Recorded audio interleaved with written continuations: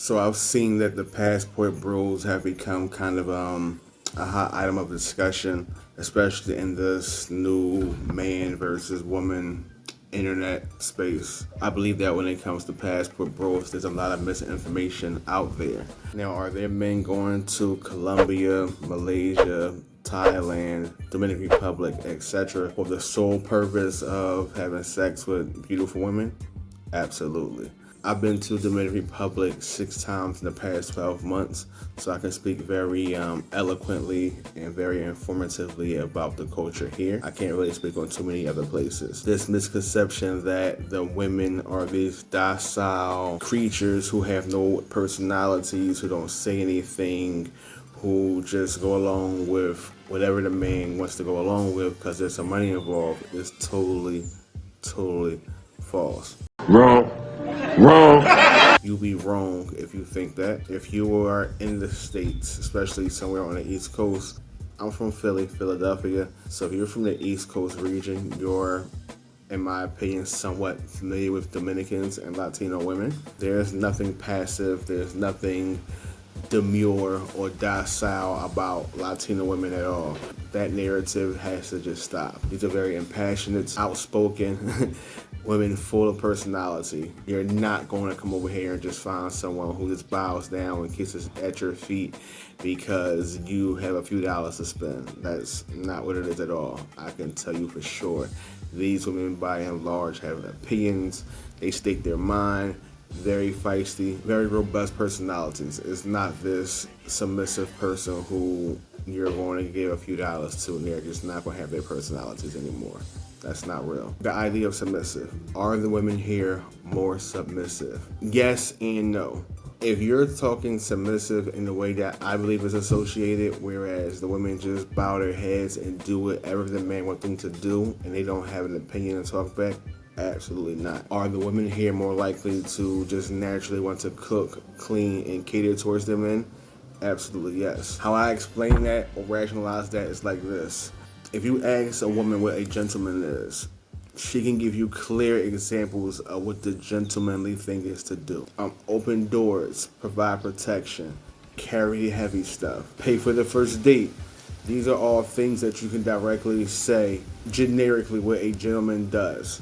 Now, I've done this. I've asked women, what's the female equivalent to a gentleman?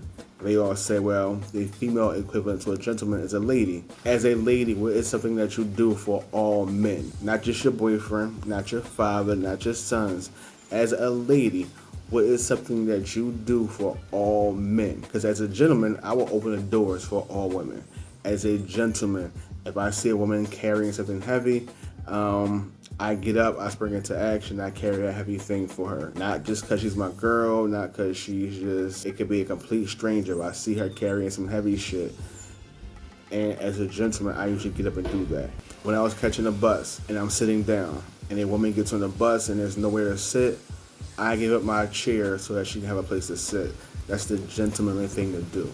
But when I ask women in return, what's the ladylike thing to do for all men, no matter what your relationship to them is? In America, women have no answers. There's no answers at all for America. It's really crickets. So what we deem as submissive, they have a female equivalent to a gentleman.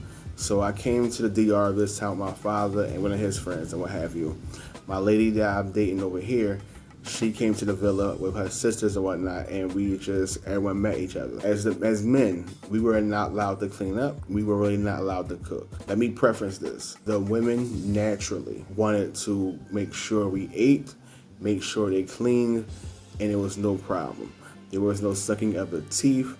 There was no neck roll. There was no 50-50. There was no I'm tired, your turn. There was no well, I cooked, so you clean. None of that. As the men, we provided the food, the ambiance, the house, etc. As women, they came into the place and then they filled it with their feminine vibe, I guess you can call it. They were offended. Hear me right. Hear me out. They were offended if we tried to clean up the mess. If they were cooking and we tried to come behind them and clean, they were offended, rolled their eyes, told us to go sit down and chill out. We're in the backyard by the pool chilling. The sisters, come out, take our drink request, go in the kitchen and make it, bring it out to us. No questions asked, no prompting, no nothing. It's just what they do. The women here have clear, defined feminine roles for what it's like to be a lady, the same way in America, the men have clear, defined roles on what it's like to be a gentleman. That's what you're getting across the board as far as submissive goes. It's not so much that they're submissive, it's their cultural way of life. There is no thing where they feel as though they're being slaves, they feel as though they're being subservient, or they feel like second-class citizens for doing domestic duties. Doing domestic duties is by and large part what women do here. For another example, I was doing my laundry, cleaning my dirty clothes to pack my suitcase. My lady came down and was like, no, move me to the side, took my clothes out the washer and hung them up to dry. There's no dryers in the DR. Too hot, so there's no need for a dryer. I'm doing this on my own. She sleep. I'm washing my clothes. She comes up looking for me, sees that I'm washing my own clothes, tells me to go sit down so she can finish it herself. Her sisters, who are not involved, my father or his friend, made sure that they were comfortable. Took their dinner request, their drink request, and did that without problem. As far as sex tourism goes, is that a thing? Are there men coming from all over the world here just to find beautiful women? Absolutely. And the sad part is, if you talk to the women over here, a lot of them who engage in sex tourism really do it for survival. To pay rent, it's to buy food, it's that whole thing. Because over here, child support doesn't exist. Welfare doesn't exist. Unemployment doesn't exist. Childcare doesn't exist. Section 8 and public housing doesn't exist. You're responsible for all your decisions once you're a grown adult over here. There is no going to the government, going to the city for any kind of aid. If you have a child, there is no WIC to get. You can't get WIC over here. So if you have a child by a man who's not going to be instrumental in the child's life, that's just a fucked up situation you're in. So the women who do resort to sex for money, they're doing it really out of necessity. You won't find many of them over here having sex for bags, having sex for red bottoms. They're not having sex for trips even. They're really doing it for survival. If they had men in their life who was helping them, and not even just come in and pay all the bills. If they had men who came in and just helped them, be a partner to them, they wouldn't even be into that. Back home, you got all kind of escorts, prostitutes, strippers, OnlyFans chicks who exploit themselves for money, and don't have no issue with that. So when men can control the narrative and have who they want for a price they're happy with, I don't see the complaints. What that's like. Women, if you think that men are coming here just for pussy, you're sadly mistaken. Make it make sense. You can buy pussy in the United States. Every strip club, there are women in there selling pussy. There are websites, the back pages of the world, all kind of escort sites that are dedicated to men trying to pay for pussy. So if I can buy pussy home, why would I go through the trouble of getting my passport, paying for flights, packing bags, paying for hotels, getting a car rental, traveling somewhere else, getting food, all the costs associated with travel, just to buy pussy, if I can buy it for much cheaper back home? I asked this question to a female on Facebook, and she said it had to be with how the women look. Your baddest of bad porn stars, the baddest stripper chick in the club, between $300 to $1,000, these chicks is busting it open, no problem. The baddest of bad porn star, the baddest stripper in the area, all that cool shit like that. Not too long ago, running joke was $40. So if I could spend $1,100, that's add some tax on it. I said if I could spend $1,100 and get the baddest of bad chick in my local area, why would I take time from work, pay for a flight, pay for a hotel, pay for food, and all the travel expenses associated with traveling just for a pussy? Doesn't make sense. So it has to be something else. Fly and hang out with third world hookers. Now, there has to be some sort of, you have to rationalize it like past, oh, I'm going to get some pussy. There's There's other places closer. Yeah. Why do you have to go to Brazil to get that quality of a hooker? I mean, can't you find that here? It's the mentality. No. Is it a we talked about it. You said it was a mentality. mentality. Of the prostitute. You mean she acts like she likes it? Is that it? The prostitutes in this country act like women.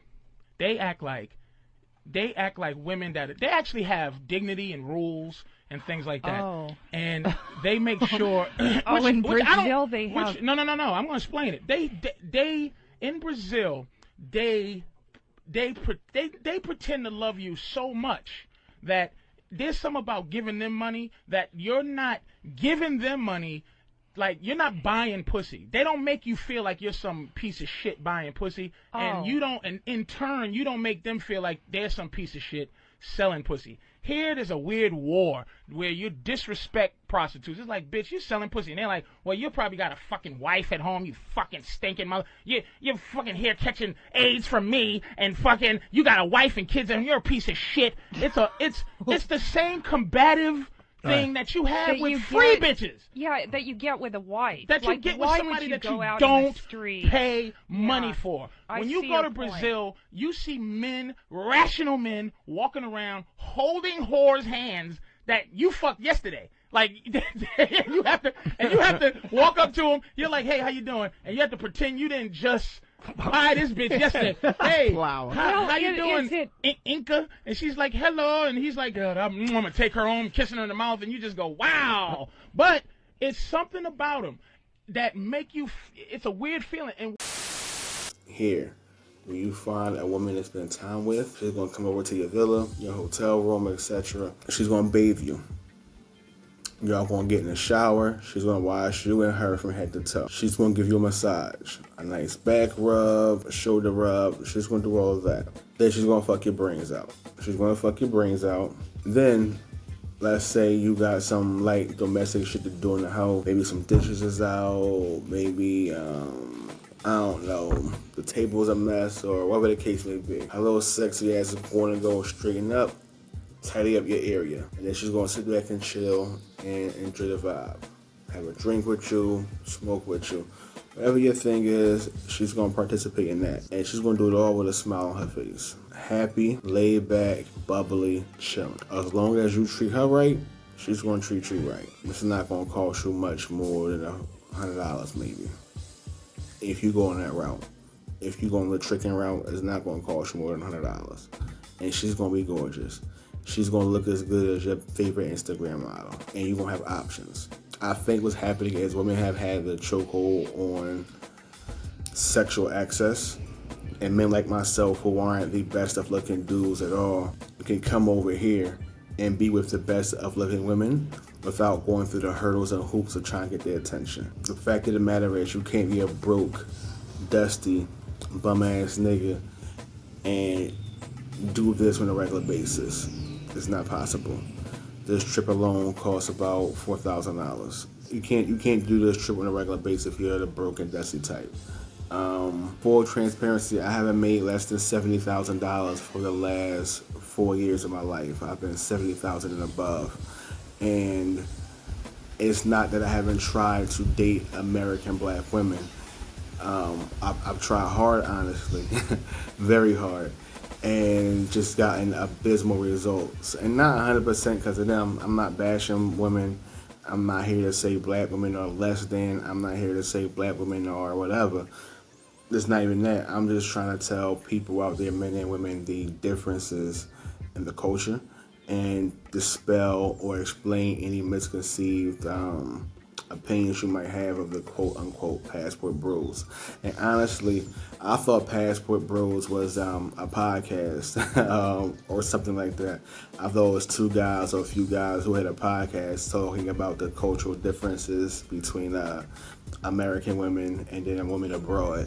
I've been traveling for some time now, so I didn't know there was even a Passport Bros movement, to be honest with you. I truly believe women look at guys like myself, who's not the best looking, who makes high five figures, but you're not six figures. You're average looking guy at best. You make average money, slightly above average money, but you're not changing no one's life, get you an average chick and treat her like the queen that she is.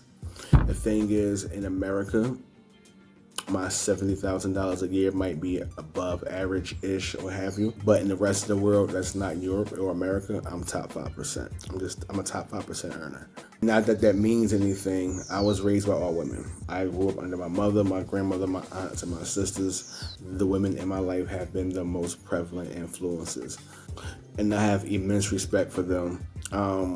I don't have this bashing attitude towards black women. And just like black women feel as though they shouldn't settle, I feel as though I shouldn't either.